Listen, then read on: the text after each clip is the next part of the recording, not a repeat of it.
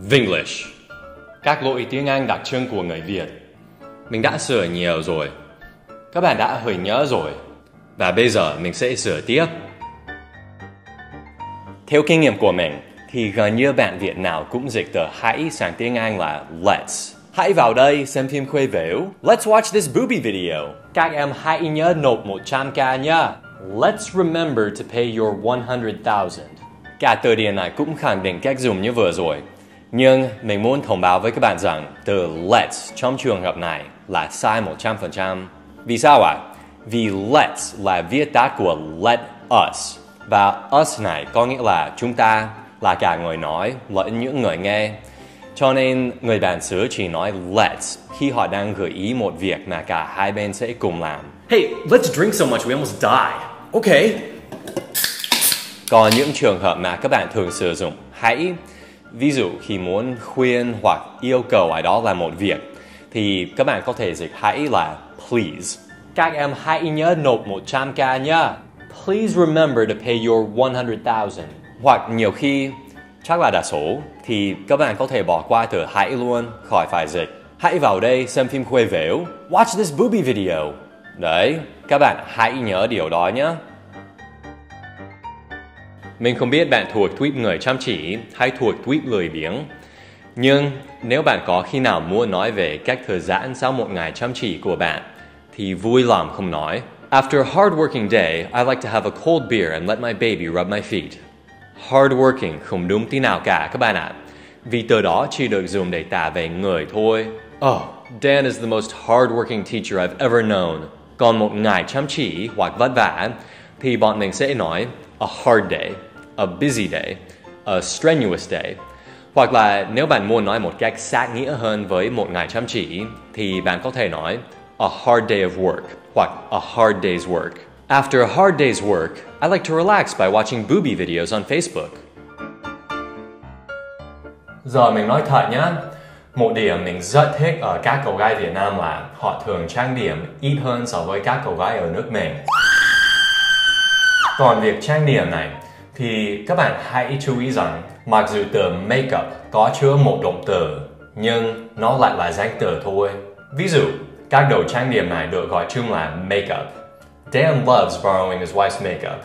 Còn trên việc trang điểm thì các bạn không nên nói girls often make up before going out, mà là girls often put on makeup before going out. Và không phải chỉ con gái đâu. Boys can put on makeup too. Chắc các bạn đã đoán là một người hơi nổi tiếng như mình sẽ nhận được nhiều tin nhắn từ người lạ. Có những thành phần chỉ nhắn tin để thể hiện khả năng chửi giỏi của họ. Nhưng cũng có nhiều người khác chỉ muốn kết bạn với mình. Dan, can you add friend me? Please add friend me. Oh, why you don't add friend me? Mình đoán là lỗi add friend này xuất phát từ việc Trinh nút trên Facebook viết như thế. Nhưng nếu các bạn dùng nguyên cụm từ add friend trong một câu thì sai ngữ pháp rồi. Lẽ ra các bạn nên viết Dan, can you add me as a friend? Hoặc là một cách viết khác có tính chất hơi tin là Dan, can you friend me? Và câu trả lời của mình là không, mình bị quá nhiều bạn ảo rồi. Giờ chúng ta cùng xem một chút chương trình truyền hình nhé. Mình muốn hỏi các bạn là 4 người này đang làm nghề gì? Nếu đáp án của bạn là MC thì nó đúng trong tiếng Việt. Nhưng trong tiếng Anh nó lại sai. MC là viết tắt của ba từ Master of Ceremonies. Và nghĩa của nó chính là người dẫn chương trình. Nhưng trong tiếng Anh nó có một tính chất khác so với tiếng Việt. Bọn mình thường dùng thuật ngữ MC với các sự kiện và chương trình ngoài đời thực, như các hội nghị, các lễ tốt nghiệp hoặc là những đám cưới thật lớn, chứ không phải chương trình truyền hình. Với cả, MC thường là một vai trò tạm thời thôi. Người ta sẽ đóng vai là MC trong khi chương trình đó đang diễn ra. Thế rồi họ sẽ về làm việc hàng ngày của họ, không được gọi là MC nữa. Cho nên khi nói về nghề dẫn chương trình trên TV thì các bạn không nên nói He's an MC, she's an MC. Mà thay vào đó thì hãy nói She's a TV host, he's a TV host. Và theo mình biết thì người Anh thường nói a television presenter. Mình thấy lỗi MC này khá phổ biến. Cũng có mấy lần mình được các bạn Việt hỏi là Dan, do you want to become an MC someday?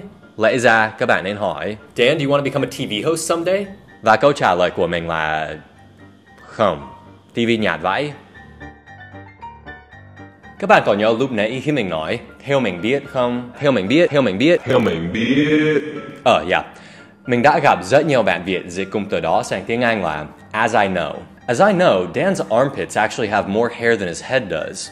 Thực ra, mình thấy cụm từ as I know rất có lý.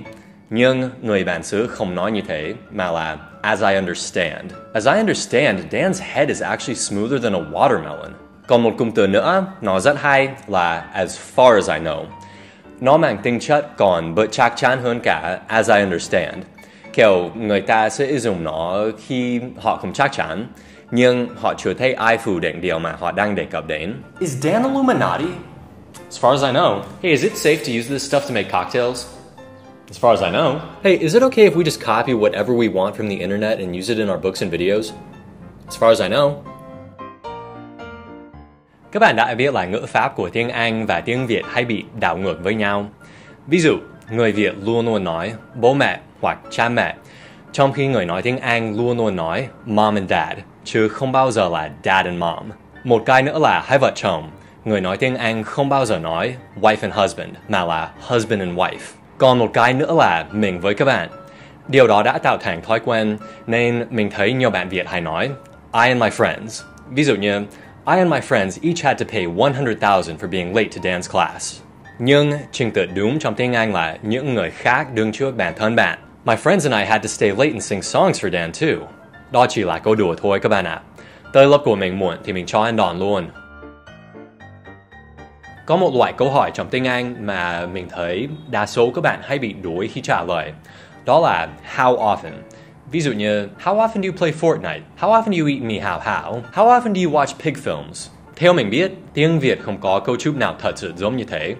Nó có cấu trúc, bạn có hay làm cái gì đó, nhưng nó không có cấu trúc nào để hỏi thẳng về tần suất xảy ra của một sự việc, mà không có một đơn vị thời gian đi kèm, như một tuần mấy lần, một năm mấy lần. Chắc đó là lý do vì sao có nhiều lúc mình hỏi ai đó, How often you travel? Chẳng hạn, và bạn ấy lắc đầu trả lời là No, not often. Vì bạn ấy đã tưởng mình hỏi là do you often. Nhưng với một câu hỏi how often do you thì trả lời no hoặc yes không phù hợp đâu. Lẽ ra bạn ấy nên nói not very often thôi. Còn một vấn đề nữa là ngay cả khi các bạn hiểu những câu hỏi how often ấy thì các bạn vẫn hay trả lời một cách chưa phù hợp với cách hỏi. Ví dụ như How often you cheat on tests in my class? Sometimes.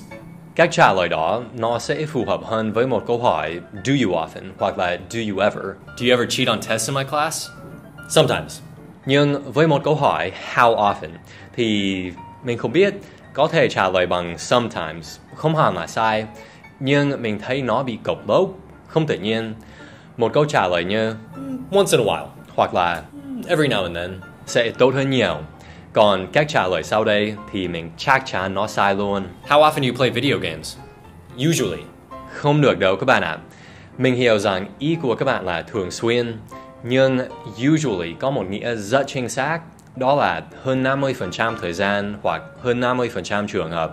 Chính vì thế, các câu chứa từ usually thường ám chỉ một khung thời gian hoặc một sự việc cố định, như I usually eat eggs for breakfast hoặc là I usually drink beer in the evening. Còn nếu bạn không nói đến một sự việc cố định hoặc một khung thời gian cụ thể mà chỉ nói I usually play video games thì có nghĩa là hơn 50% thời gian trong cuộc sống của bạn là việc chơi game.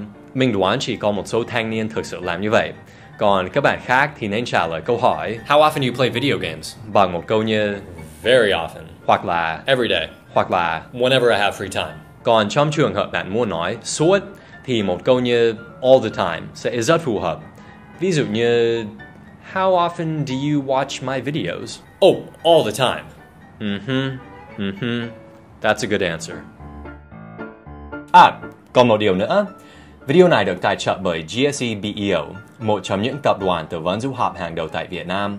Sắp tới, GSE BEO sẽ tổ chức 2 ngày hội du học quốc tế tại Hà Nội và Sài Gòn. Ngày hội sẽ có các đại diện đến từ hơn 90 trường đại học và cao đẳng của Anh, Úc, Mỹ, Canada và New Zealand. Bạn có thể gặp gỡ với các đại diện ấy và được tư vấn về các vấn đề du học, cũng như những chiến lược để săn học bổng. Ngày hội sẽ diễn ra tại Hà Nội vào thứ Bảy, ngày 14 tháng 7, tại khách sạn Daewoo. Còn ở Sài Gòn thì vào Chủ nhật, ngày 15 tháng 7 tại khách sạn Sofitel Saigon Plaza. Mình mời các bạn ghé qua trang của GSE BEO để tìm hiểu thêm và đăng ký tham dự. Có link trong phần mô tả. Ngày hội sẽ có nhiều quà tặng hấp dẫn và mình cũng tham gia cả 2 sự kiện. Đúng, mình sẽ vào Sài Gòn lần đầu tiên. Các bạn hãy chú ý, mình không phải chuyên viên tư vấn du học đâu. Nhưng mình cũng có thể chia sẻ một chút kinh nghiệm học đại học tại Mỹ của mình với các bạn. Và các bạn cũng có thể hỏi mình về tiếng Anh nếu các bạn muốn. Hoặc ngay cả chỉ chụp ảnh kỷ niệm thì mình cũng sẵn sàng. So, go register and I'll see you there.